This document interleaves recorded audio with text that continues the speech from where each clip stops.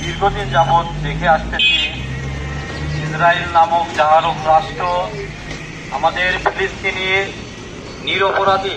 নিরপরাধ মা ও বোন, ইভেন তারা শিশু পর্যন্ত তারা আজও যেভাবে বোমা বর্ষণ করে ধ্বংস করে দিচ্ছে।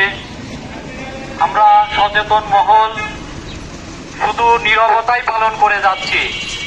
বিশ্ব মিডিয়া যেভাবে প্রচার করছে, কিন্তু 200 কোটি মুসলমান আমাদের বলতে লজ্জা করে আমরা আজও পর্যন্ত এটার কোনো 100% প্রোটেকশন করতে পারলাম না। এবং আজ দু একটা খ্রিস্টান রাষ্ট্র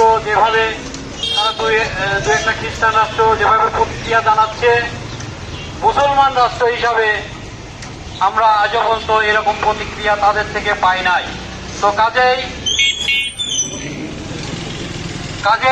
আজকে আমরা খুবই মর্মাহত।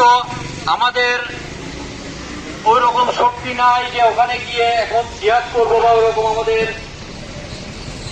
রাষ্ট্র থেকে তেমন কোন নির্দেশনা এখন আমরা পাই নাই।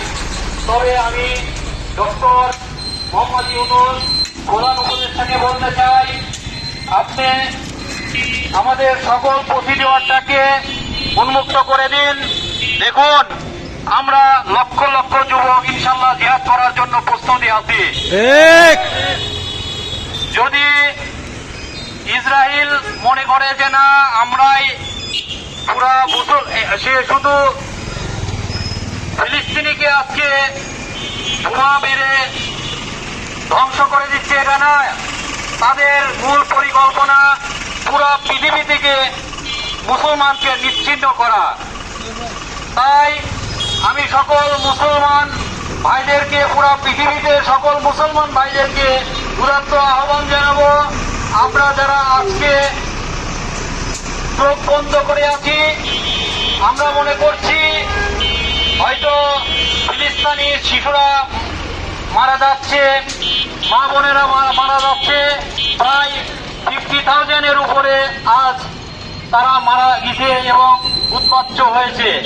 এবং আমরা আজকে মুসলমান যারা আছি তারা মনে করতেছি যে হয়তো আমাদের কিছু হচ্ছে না বা আমরা পার পেয়ে যাব।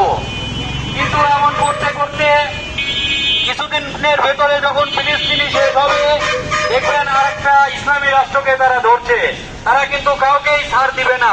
তাদের মূল মিশন হচ্ছে পুরা পৃথিবী থেকে কিভাবে ইসলামটাকে বিদায় করে দেওয়া হয়। এজন্য